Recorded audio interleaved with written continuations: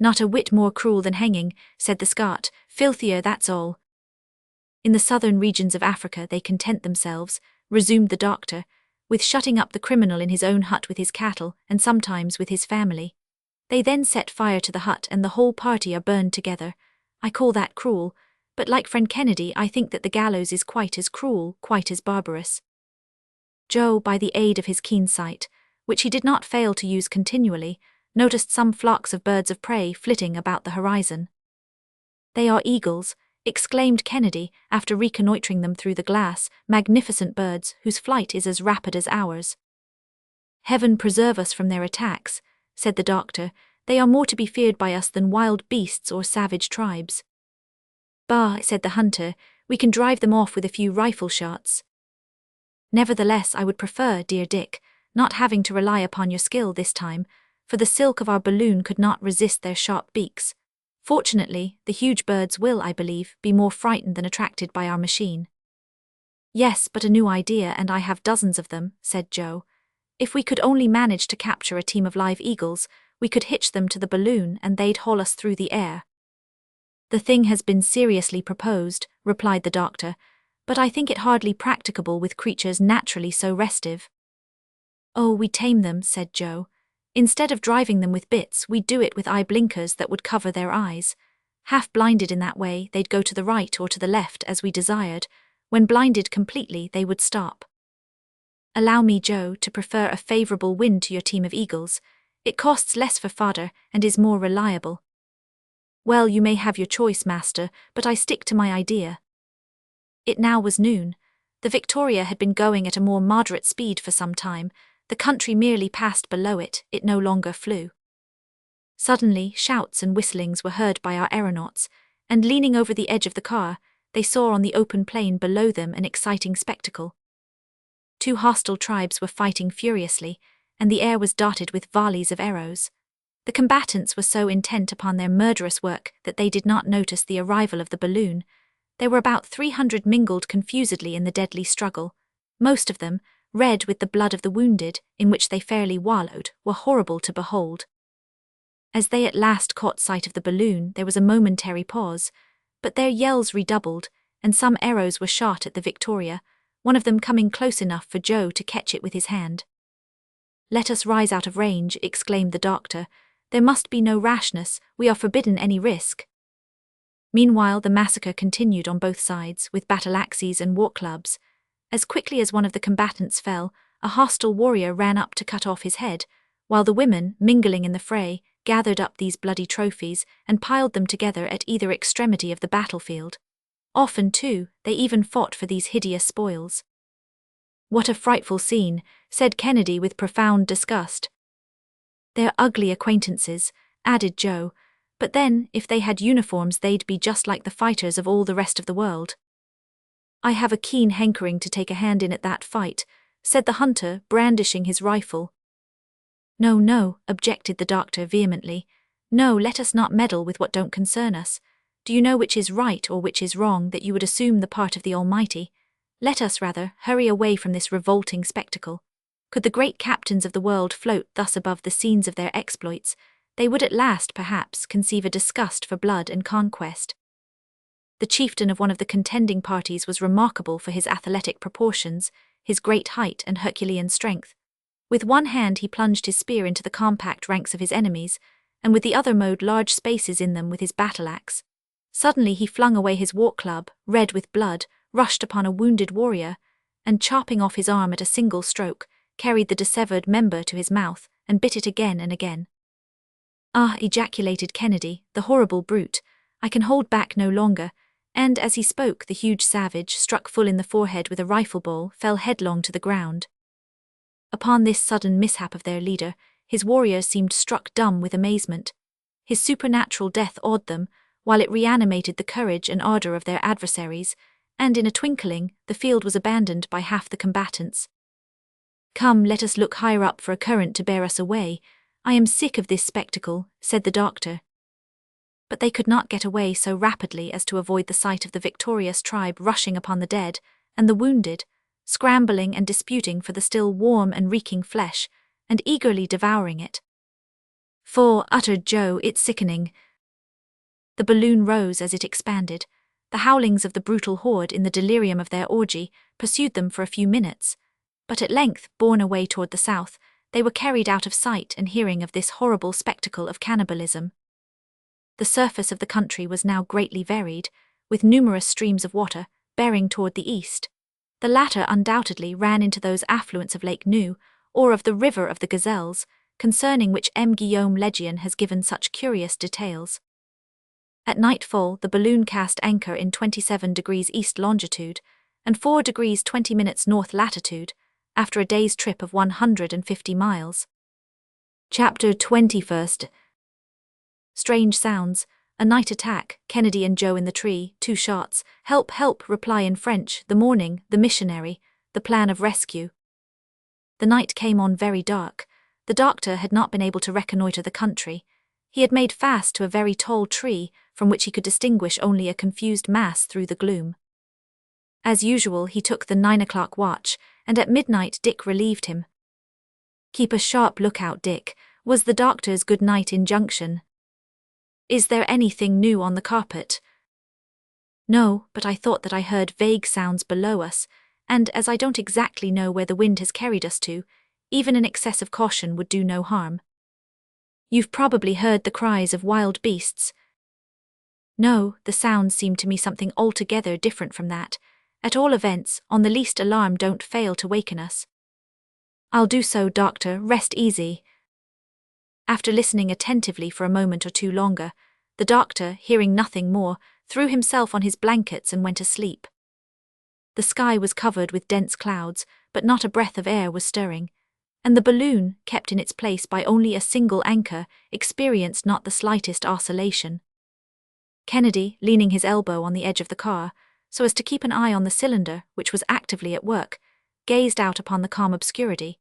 He eagerly scanned the horizon, and, as often happens to minds that are uneasy or possessed with preconceived notions, he fancied that he sometimes detected vague gleams of light in the distance. At one moment he even thought that he saw them only 200 paces away, quite distinctly, but it was a mere flash that was gone as quickly as it came, and he noticed nothing more. It was, no doubt, one of those luminous illusions that sometimes impress the eye in the midst of very profound darkness. Kennedy was getting over his nervousness and falling into his wandering meditations again, when a sharp whistle pierced his ear. Was that the cry of an animal or of a night bird, or did it come from human lips? Kennedy, perfectly comprehending the gravity of the situation, was on the point of waking his companions, but he reflected that in any case, men or animals, the creatures that he had heard must be out of reach. So he merely saw that his weapons were all right, and then with his night glass again plunged his gaze into space. It was not long before he thought he could perceive below him vague forms that seemed to be gliding toward the tree, and then, by the aid of a ray of moonlight that shot like an electric flash between 2 masses of cloud, he distinctly made out a group of human figures moving in the shadow. The adventure with the dog-faced baboons returned to his memory, and he placed his hand on the doctor's shoulder. The latter was awake in a moment. "Silence," said Dick, "let us speak below our breath." "Has anything happened?" "Yes, let us waken Joe." The instant that Joe was aroused, Kennedy told him what he had seen. "Those confounded monkeys again," said Joe. "Possibly, but we must be on our guard." "Joe and I," said Kennedy, "will climb down the tree by the ladder." "And in the meanwhile," added the doctor, "I will take my measures so that we can ascend rapidly at a moment's warning." "Agreed." "Let us go down then," said Joe. "Don't use your weapons, excepting at the last extremity. It would be a useless risk to make the natives aware of our presence in such a place as this." Dick and Joe replied with signs of assent, and then letting themselves slide noiselessly toward the tree, took their position in a fork among the strong branches where the anchor had caught. For some moments they listened minutely and motionlessly among the foliage, and ere long Joe seized Kennedy's hand as he heard a sort of rubbing sound against the bark of the tree. "Don't you hear that?" he whispered. "Yes, and it's coming nearer." "Suppose it should be a serpent, that hissing or whistling that you heard before."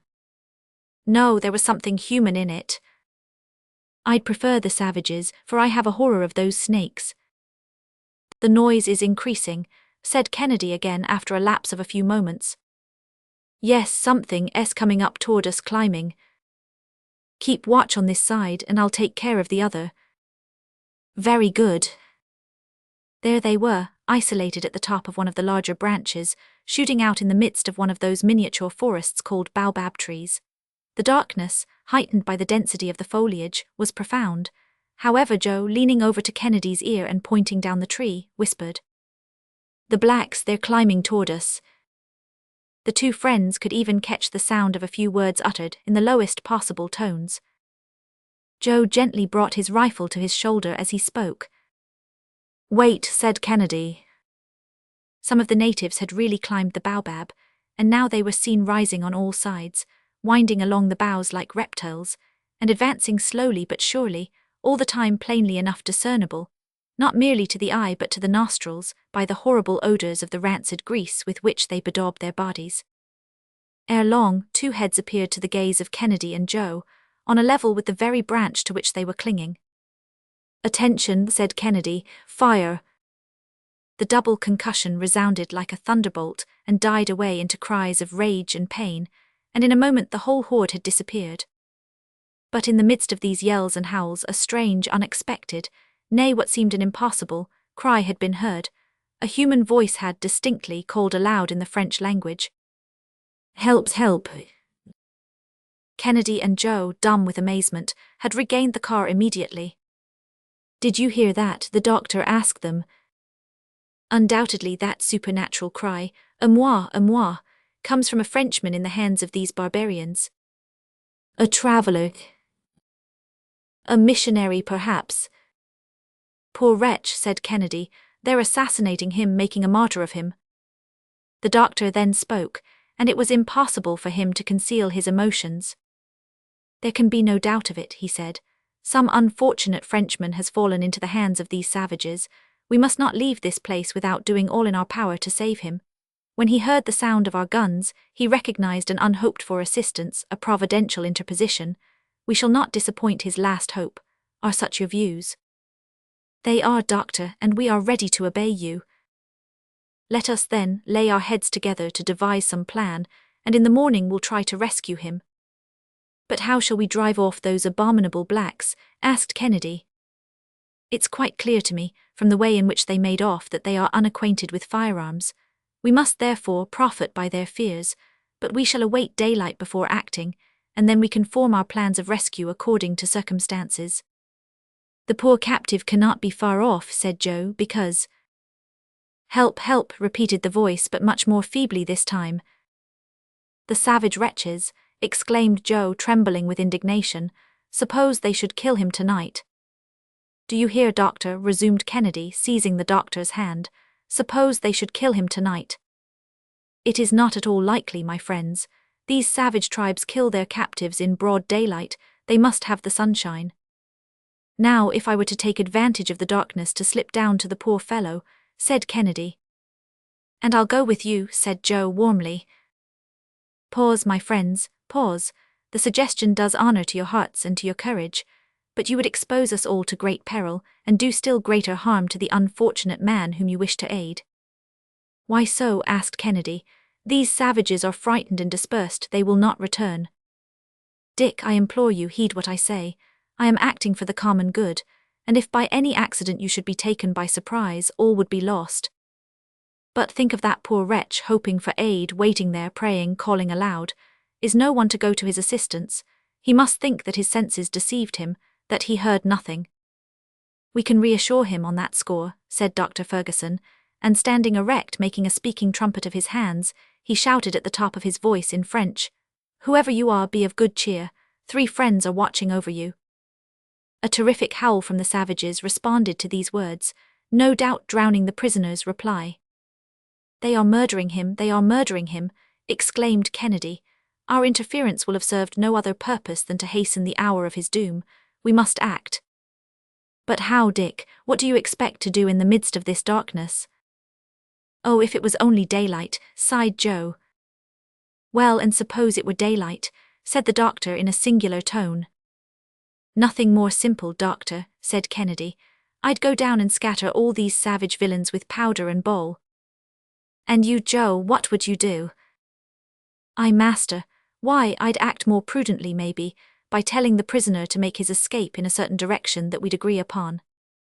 And how would you get him to know that? By means of this arrow that I caught flying the other day. I'd tie a note to it, or I'd just call out to him in a loud voice what you want him to do, because these black fellows don't understand the language that you'd speak in. Your plans are impracticable, my dear friends. The greatest difficulty would be for this poor fellow to escape at all, even admitting that he should manage to elude the vigilance of his captors. As for you, my dear Dick, with determined daring and profiting by their alarm at our firearms, your project might possibly succeed. But were it to fail, you would be lost, and we should have 2 persons to save instead of 1. No, we must put all the chances on our side and go to work differently. But let us act at once, said the hunter. Perhaps we may, said the doctor, throwing considerable stress upon the words. Why, Doctor, can you light up such darkness as this? Who knows, Joe? Ah, if you can do that, you're the greatest learned man in the world. The doctor kept silent for a few moments. He was thinking.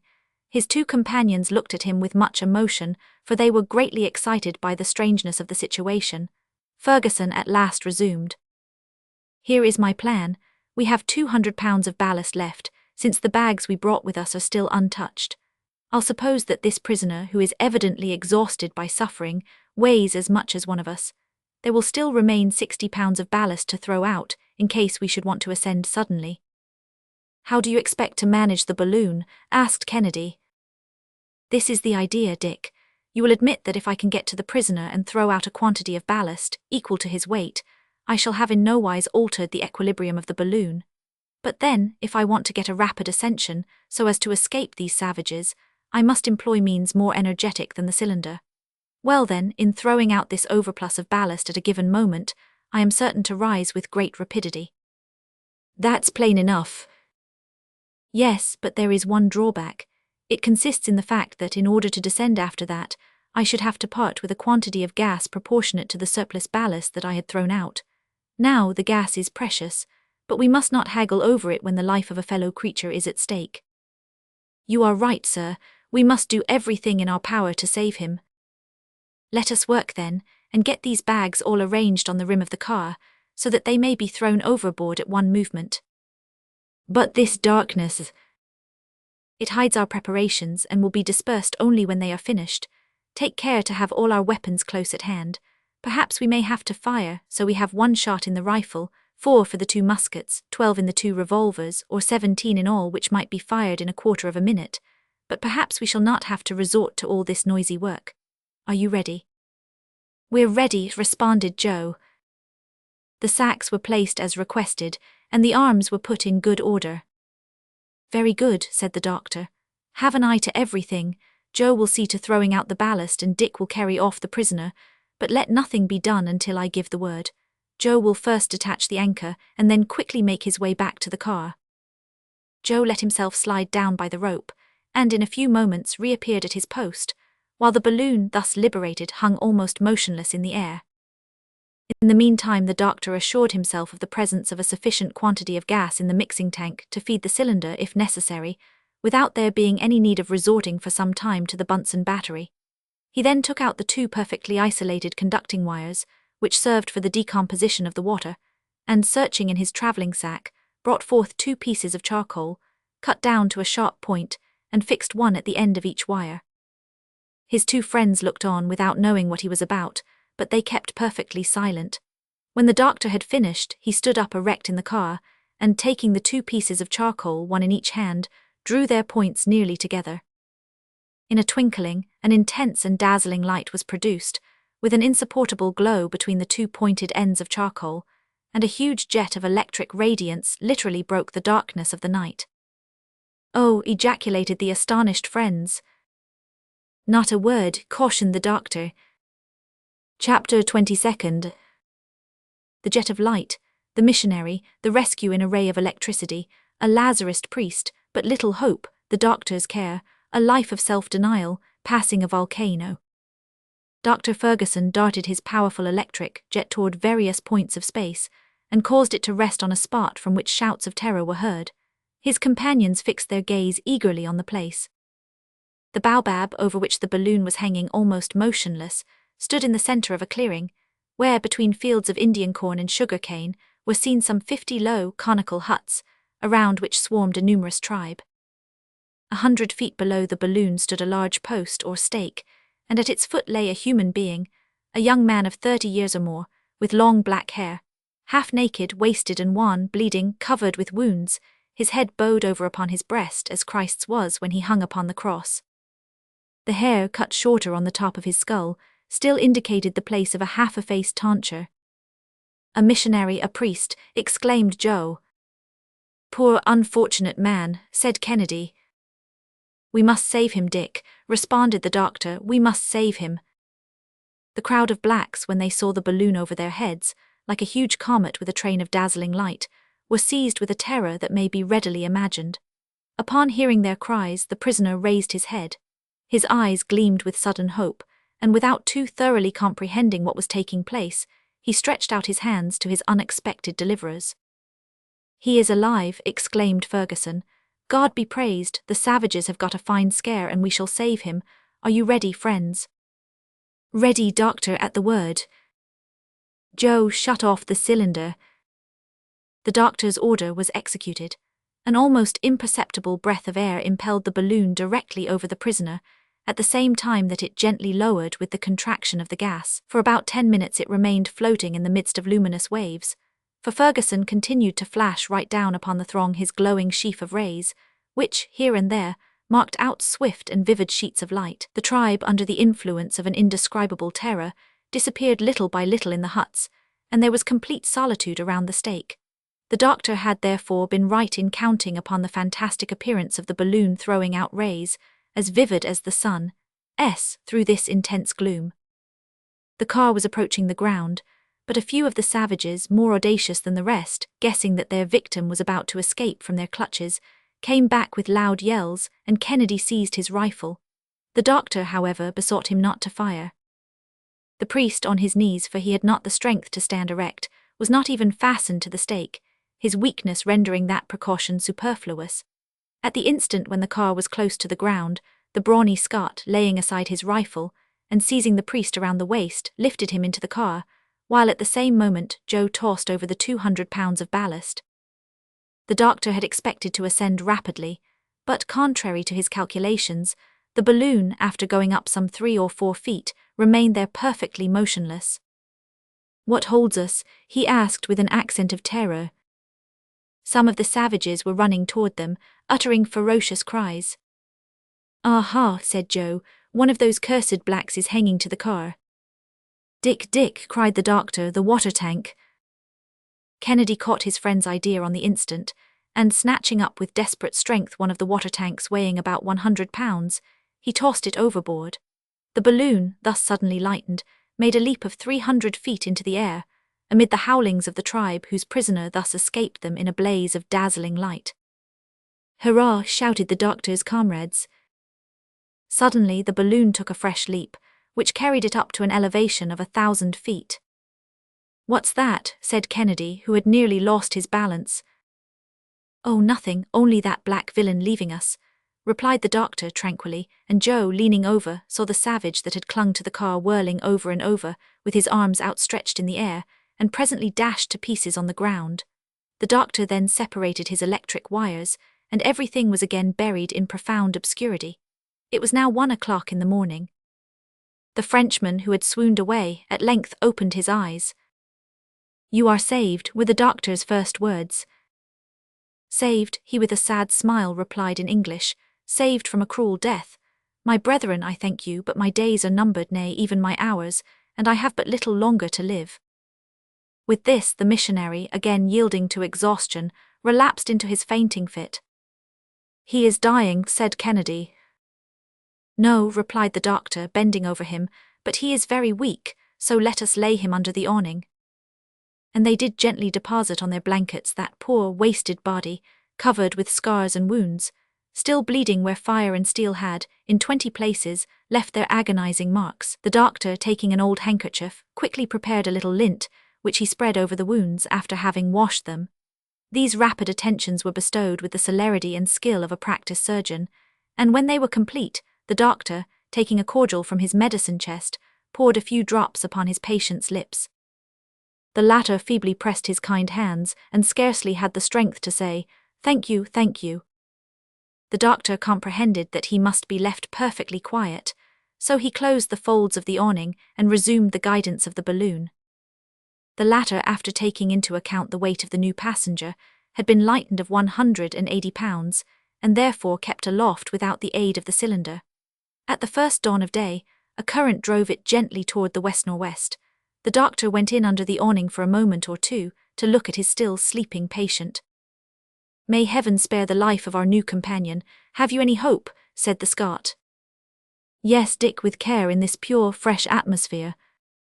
"How that man has suffered," said Joe with feeling. "He did bolder things than we've done, in venturing all alone among those savage tribes." "That cannot be questioned," assented the hunter.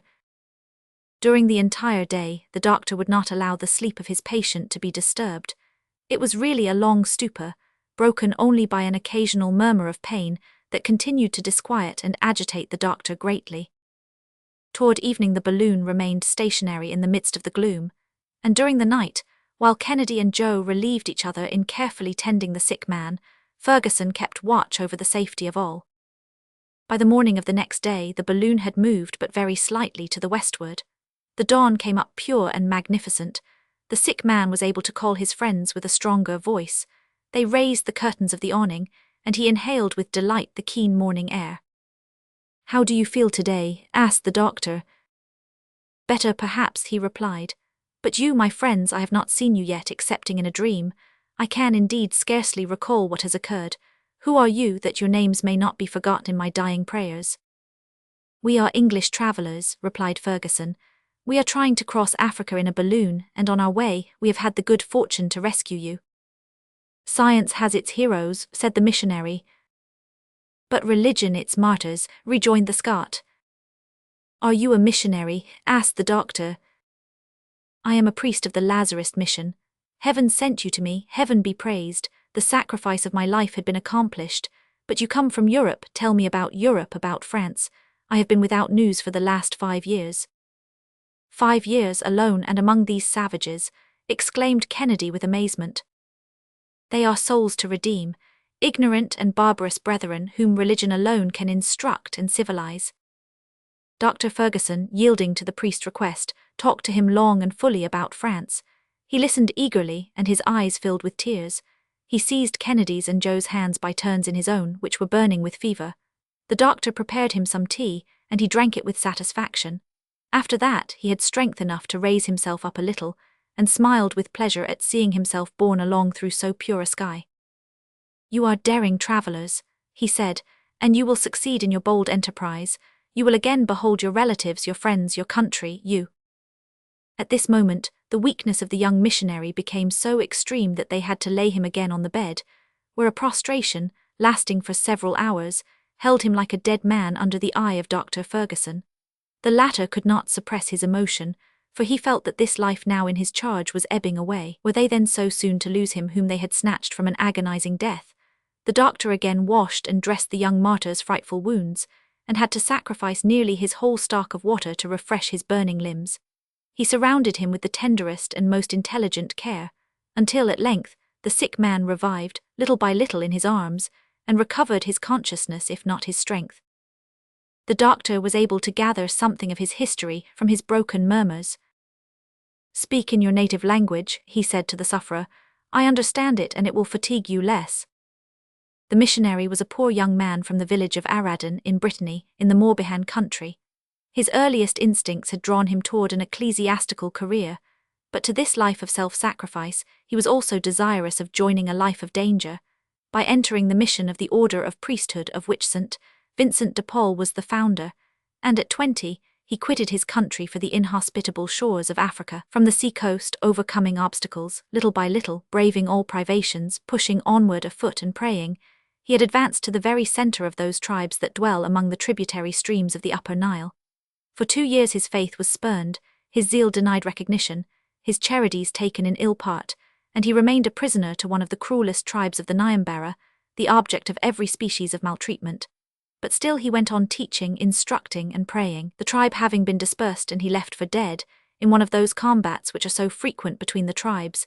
Instead of retracing his steps, he persisted in his evangelical mission. His most tranquil time was when he was taken for a madman. Meanwhile, he had made himself familiar with the idioms of the country, and he catechized in them.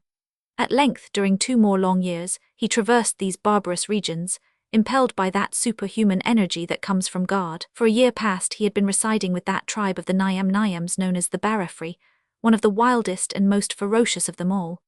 The chief having died a few days before our travellers appeared, his sudden death was attributed to the missionary, and the tribe resolved to immolate him. His sufferings had already continued for the space of 40 hours, and as the doctor had supposed, he was to have perished in the blaze of the noonday sun. When he heard the sound of firearms, nature got the best of him and he had cried out, "Help, help!" He then thought that he must have been dreaming when a voice that seemed to come from the sky had uttered words of consolation. "I have no regrets," he said, "for the life that is passing away from me, my life belongs to God." "Hope still," said the doctor. "We are near you and we will save you now as we saved you from the tortures of the stake." "I do not ask so much of heaven," said the priest with resignation. "Blessed be God for having vouchsafed to me the joy before I die of having pressed your friendly hands, and having heard once more the language of my country." The missionary here grew weak again, and the whole day went by between hope and fear, Kennedy deeply moved, and Joe drawing his hand over his eyes more than once when he thought that no one saw him. The balloon made little progress, and the wind seemed as though unwilling to jostle its precious burden. Toward evening, Joe discovered a great light in the west. Under more elevated latitudes, it might have been mistaken for an immense aurora borealis, for the sky appeared on fire. The doctor very attentively examined the phenomenon. "It is perhaps only a volcano in full activity," said he. "But the wind is carrying us directly over it," replied Kennedy. "Very well, we shall cross it then at a safe height," said the doctor. 3 hours later, the Victoria was right among the mountains. Her exact position was 24 degrees 15 minutes east longitude, and 4 degrees 42 minutes north latitude, and 4 degrees 42 minutes north latitude. In front of her, a volcanic crater was pouring forth torrents of melted lava, and hurling masses of rock to an enormous height. There were jets, too, of liquid fire that fell back in dazzling cascades, a superb but dangerous spectacle, for the wind with unswerving certainty was carrying the balloon directly toward this blazing atmosphere. This obstacle, which could not be turned, had to be crossed, so the cylinder was put to its utmost power, and the balloon rose to the height of 6,000 feet, leaving between it and the volcano a space of more than 300 fathoms. From his bed of suffering, the dying missionary could contemplate that fiery crater from which 1,000 jets of dazzling flame were that moment escaping. "How grand it is," said he, "and how infinite is the power of God even in its most terrible manifestations." This overflow of blazing lava wrapped the sides of the mountain with a veritable drapery of flame. The lower half of the balloon glowed redly in the upper night. A torrid heat ascended to the car, and Dr. Ferguson made all possible haste to escape from this perilous situation. By 10 o'clock, the volcano could be seen only as a red point on the horizon, and the balloon tranquilly pursued her course in a less elevated zone of the atmosphere. Chapter 23. Joe in a fit of rage, the death of a good man, the night of watching by the body, barrenness and drought, the burial, the quartz rocks, Joe's hallucinations, a precious ballast, a survey of the gold-bearing mountains, the beginning of Joe's despair. A magnificent night overspread the earth, and the missionary lay quietly asleep in utter exhaustion. "He'll not get over it," sighed Joe, "poor young fellow, scarcely 30 years of age. He'll die in our arms. His breathing, which was so feeble before, is growing weaker still, and I can do nothing to save him," said the doctor despairingly. "The infamous scoundrels," exclaimed Joe, grinding his teeth, in one of those fits of rage that came over him at long intervals. "And to think that, in spite of all, this good man could find words only to pity them, to excuse, to pardon them. Heaven has given him a lovely night, Joe, his last on earth perhaps. He will suffer but little more after this, and his dying will be only a peaceful falling asleep." The dying man uttered some broken words, and the doctor at once went to him. His breathing became difficult, and he asked for air. The curtains were drawn entirely back, and he inhaled with rapture the light breezes of that clear, beautiful night.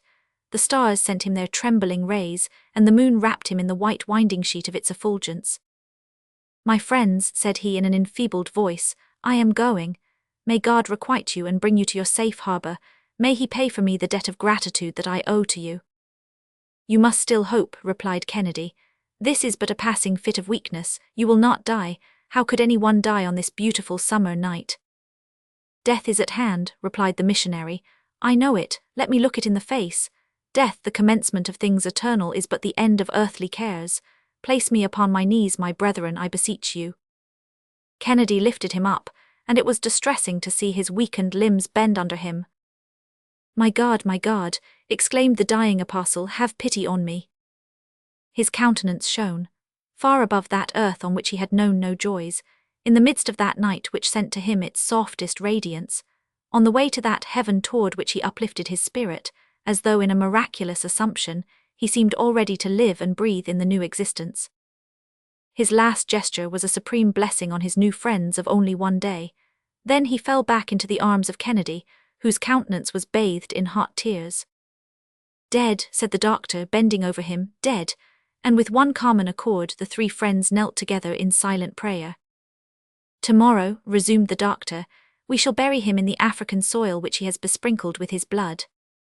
During the rest of the night the body was watched, turn by turn, by the three travelers, and not a word disturbed the solemn silence. Each of them was weeping. The next day the wind came from the south, and the balloon moved slowly over a vast plateau of mountains. There were extinct craters, here barren ravines, not a drop of water on those parched crests, piles of broken rocks, huge stony masses scattered hither and thither, and interspersed with whitish marl, all indicated the most complete sterility. Toward noon, the doctor, for the purpose of burying the body, decided to descend into a ravine, in the midst of some plutonic rocks of primitive formation. The surrounding mountains would shelter him and enable him to bring his car to the ground, for there was no tree in sight to which he could make it fast. But as he had explained to Kennedy, it was now impossible for him to descend, except by releasing a quantity of gas proportionate to his loss of ballast at the time when he had rescued the missionary. He therefore opened the valve of the outside balloon. The hydrogen escaped, and the Victoria quietly descended into the ravine. As soon as the car touched the ground, the doctor shut the valve. Joe leaped out, holding on the while to the rim of the car with one hand, and with the other gathering up a quantity of stones equal to his own weight. He could then use both hands, and had soon heaped into the car more than 500 pounds of stones, which enabled both the doctor and Kennedy in their turn to get out. Thus the Victoria found herself balanced, and her ascensional force insufficient to raise her. Moreover, it was not necessary to gather many of these stones, for the blocks were extremely heavy, so much so, indeed, that the doctor's attention was attracted by the circumstance. The soil, in fact, was bestrewn with quartz and porphyritic rocks. "This is a singular discovery," said the doctor mentally. In the meanwhile, Kennedy and Joe had strolled away a few paces, looking up a proper spot for the grave. The heat was extreme in this ravine, shut in as it was like a sort of furnace. The noonday sun poured down its rays perpendicularly into it. The first thing to be done was to clear the surface of the fragments of rock that encumbered it, and then a quite deep grave had to be dug, so that the wild animals should not be able to disinter the corpse. The body of the martyred missionary was then solemnly placed in it. The earth was thrown in over his remains, and above it masses of rock were deposited, in rude resemblance to a tomb. The doctor, however, remained motionless and lost in his reflections. He did not even heed the call of his companions, nor did he return with them to seek a shelter from the heat of the day. "What are you thinking about, doctor?" asked Kennedy. "About a singular freak of nature, a curious effect of chance. Do you know now in what kind of soil that man of self-denial, that poor one in spirit, has just been buried?" "No, what do you mean, doctor?" "That priest who took the oath of perpetual poverty now reposes in a gold mine." "A gold mine?" exclaimed Kennedy and Joe in one breath. "Yes, a gold mine," said the doctor quietly. "Those blocks which you are trampling underfoot like worthless stones contain gold ore of great purity. Impossible, impossible, repeated Joe. You would not have to look long among those fissures of slaty schist without finding peptites of considerable value. Joe at once rushed like a crazy man among the scattered fragments, and Kennedy was not long in following his example. Keep cool, Joe, said his master. Why, doctor, you speak of the thing quite at your ease. What, a philosopher of your metal? Ah, master, no philosophy holds good in this case. Come, come, let us reflect a little. What good would all this wealth do you? We cannot carry any of it away with us. We can't take any of it with us, indeed. It's rather too heavy for our car. I even hesitated to tell you anything about it for fear of exciting your regret. What, said Joe again, abandon these treasures, a fortune for us, really for us our own, leave it behind. Take care, my friend, would you yield to the thirst for gold? Has not this dead man whom you have just helped to bury taught you the vanity of human affairs? All that is true, replied Joe, but gold, Mr. Kennedy, won't you help to gather up a trifle of all these millions? What could we do with them, Joe? Said the hunter, unable to repress a smile. We did not come hither in search of fortune, and we cannot take one home with us. The millions are rather heavy, you know, resumed the doctor, and cannot very easily be put into one's pocket. But at least, said Joe, driven to his last defences, couldn't we take some of that ore for ballast instead of sand? Very good, I consent, said the doctor, but you must not make too many wry faces when we come to throw some thousands of crowns' worth overboard. Thousands of crowns, echoed Joe. Is it possible that there is so much gold in them and that all this is the same? Yes, my friend, this is a reservoir in which nature has been heaping up her wealth for centuries. There is enough here to enrich whole nations, an Australia and a California both together in the midst of the wilderness. And the whole of it is to remain useless. Perhaps, but at all events here's what I'll do to console you. That would be rather difficult to do, said Joe with a contrite air. Listen, I will take the exact bearings of this spot, and give them to you so that, upon your return to England, you can tell our countrymen about it, and let them have a share, if you think that so much gold would make them happy. Ah, master, I give up. I see that you are right and that there is nothing else to be done. Let us fill our car with the precious mineral, and what remains at the end of the trip will be so much made. And Joe went to work. He did so, too, with all his might, and soon had collected more than 1,000 pieces of quartz, which contained gold enclosed as though in an extremely hard crystal casket. The doctor watched him with a smile, and while Joe went on, he took the bearings, and found that the missionary's grave lay in 22 degrees 23 minutes east longitude, and 4 degrees 55 minutes north latitude.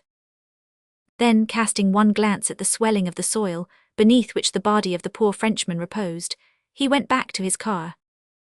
He would have erected a plain, rude cross over the tomb, left solitary thus in the midst of the African deserts, but not a tree was to be seen in the environs.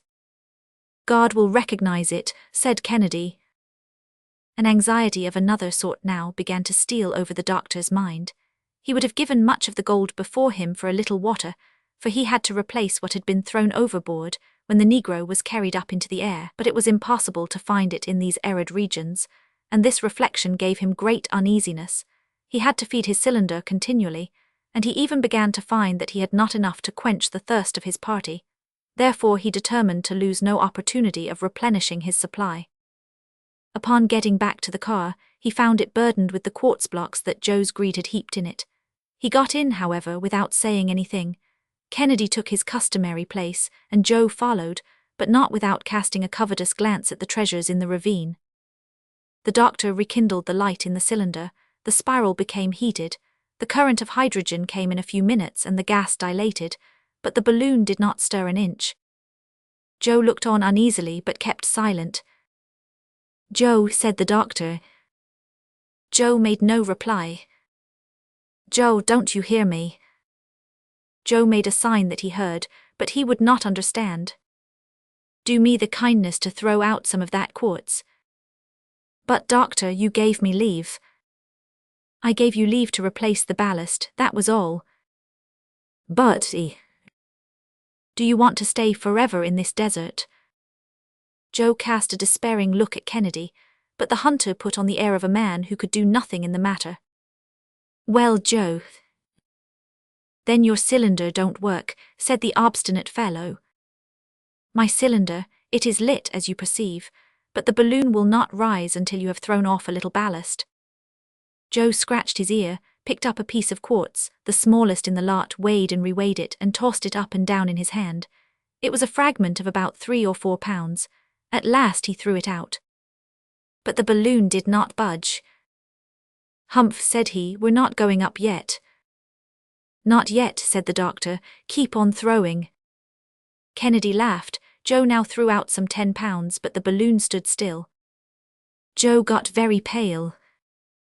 "Poor fellow," said the doctor. "Mr. Kennedy, you and I weigh, unless I am mistaken, about 400 pounds, so that you'll have to get rid of at least that weight, since it was put in here to make up for us." "Throw away 400 pounds, said Joe piteously. "And some more with it, or we can't rise. Come, courage, Joe." The brave fellow, heaving deep sighs, began at last to lighten the balloon, but from time to time he would stop and ask, "Are you going up?" "No, not yet," was the invariable response. "It moves," said he at last. "Keep on," replied the doctor.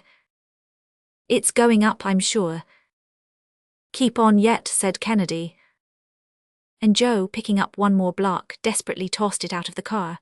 The balloon rose 100 feet or so, and, aided by the cylinder, soon passed above the surrounding summits.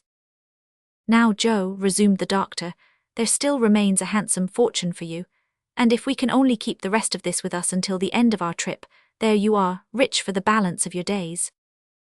Joe made no answer, but stretched himself out luxuriously on his heap of quartz. "See, my dear Dick," the doctor went on, "just see the power of this metal over the cleverest lad in the world. What passions, what greed, what crimes the knowledge of such a mine as that would cause. It is sad to think of it."